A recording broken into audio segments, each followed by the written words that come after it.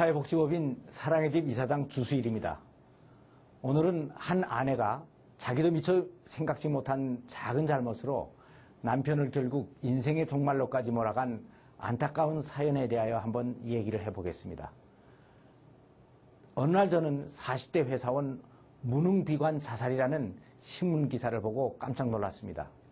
그 주인공이 제가 좀 아는 사람이었기 때문이었습니다. 그래서 그 사람과 친했던 다른 한 친구를 통하여 그 자살한 사연을 알아봤습니다. 그는 그때 당시에 자타가 공인하는 최고의 명문고교를 졸업했었습니다.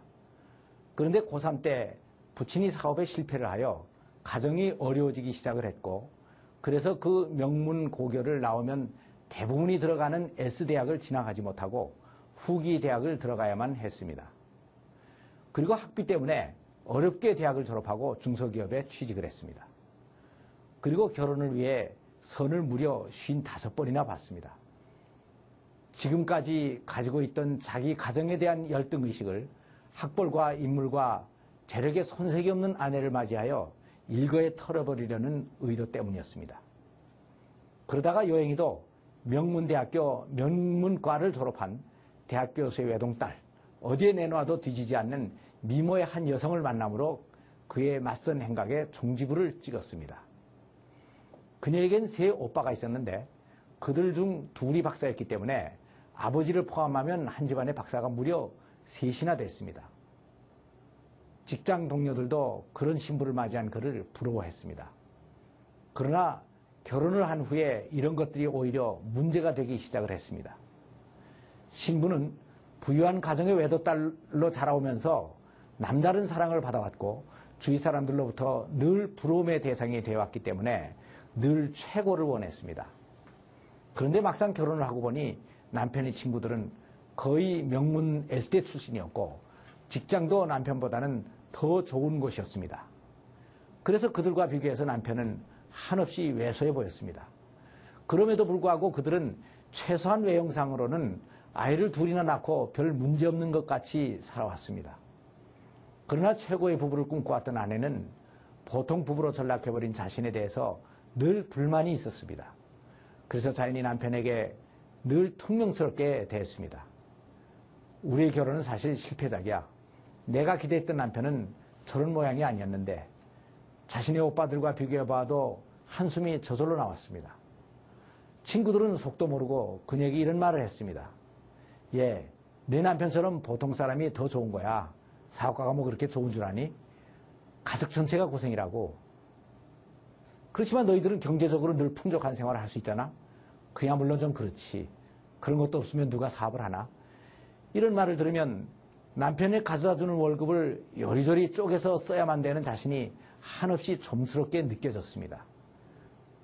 남편은 남편대로 박사 처남들을 만난다는 것 자체가 부담스러워 처갓집과 그렇게 가까이 지내지도 못했습니다.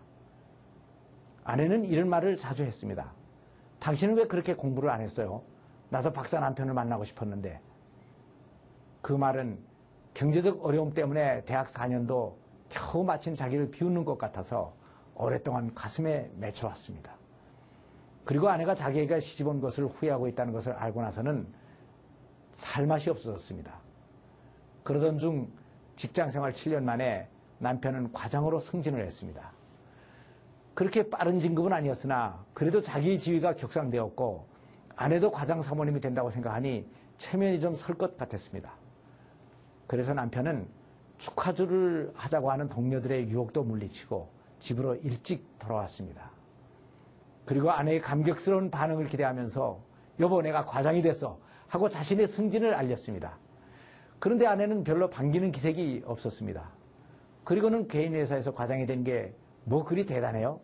당신 고등학교 동창 중엔 고시 패스로 판검사가 된 사람도 많이 있잖아요. 하는 것이었습니다. 좋다. 나도 내가 원하는 박사가 되어주마. 남편은 결단을 하고 직장에 사표를 냈습니다. 그리고 해외 유학길에 올랐습니다. 몇 년의 유학기간 동안 학비를 조달하느라고 결국 집까지도 처분해야 했고 박사 학위를 받아 귀국하여 한 대학교의 조교수로 취직을 했습니다. 그러나 한 가지 문제를 해결한 그에게 또 다른 문제가 기다리고 있었습니다.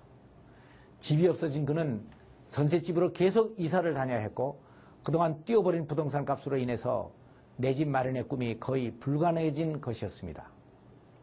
아내의 불만은 또 시작이 됐습니다. 아내에게 무시당한 그의 삶은 허수아비처럼 나약해졌습니다. 그리고 아내의 한없는 욕망의 구덩이를 바라보며 아찔한 현기증을 느꼈습니다. 내 능력으로는 아내의 수준을 맞춘다는 것은 도저히 불가능하구나 라는 결론을 내리며 그는 그때야 후회를 했습니다. 차라리 평범하고 못난 아내를 얻었어야 되는 건데 그러나 이미 때는 늦었습니다. 내가 과연 이렇게 계속 살아야 하나? 도대체 내 삶이 무엇이란 말인가? 그렇게 사랑스럽던 아내도 미워지기 시작을 했습니다. 그래? 이렇게 무능한 내가 없어져 줄게. 이 못난 남편이나마 없어지면 내가 어떻게 되는지 보여줄게 하는 무서운 복수심이 솟아올랐습니다. 주위에서 누군가가 신앙을 한번 가져볼 것을 권유해 봤습니다. 그러나 그는 즉각 거부를 했습니다. 나는 예수를 믿는 사람들을 가장 경멸합니다. 오죽 못났으면 자기 일을 자기가 처리하지 못하고 신에게 의존을 합니까? 그래서 결국 신에게 의존하지 않고 자신을 의지하며 그렇게도 강해 보였던 그가 결국은 자살을 택하고야 말았습니다. 나는 여기서 몇 가지 교훈을 찾았습니다. 돈과 명예와 최고의 학벌을 인생의 목표로 삼고 하나님을 외면한 채 자기 힘만으로 살아가려는 인생의 종착역이 어딘가 하는 것입니다.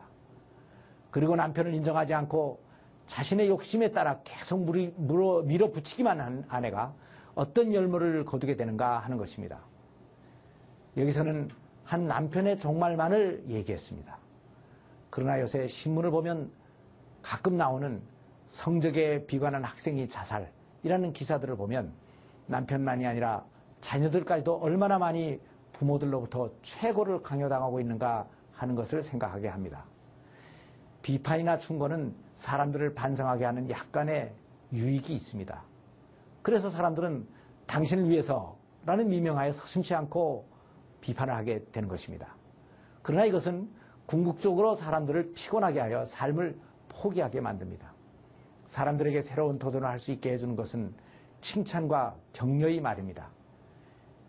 여기서 만일 남편의 과장 승진에 대하여 아내가 수고했어요. 사실 당신은 벌써 승진해야 됐어야 될 사람인데 하고 격려를 해줬더라면 어떻게 됐겠습니까? 인정받지 못하는 남편이나 아이들은 침체와 좌절의 늪에 빠질 수밖에 없습니다. 그 아내가 만일 이후에라도 그 남편이 죽어야만 했던 그 원인이 아주 간단한 말 몇 마디로 해결될 수 있었다는 것을 알게 된다면 얼마나 후회스럽겠습니까? 잠언 18장 21절을 보면 이런 말씀이 있습니다. 사람이 죽고 사는 것이 혀의 권세에 달렸나니 혀를 쓰기를 좋아하는 자는 그 열매를 먹으리라. 남편과 자녀들을 성공시키는 비결은 아주 간단합니다. 진심으로 인정해주고 존경해보면 압니다. 감사합니다.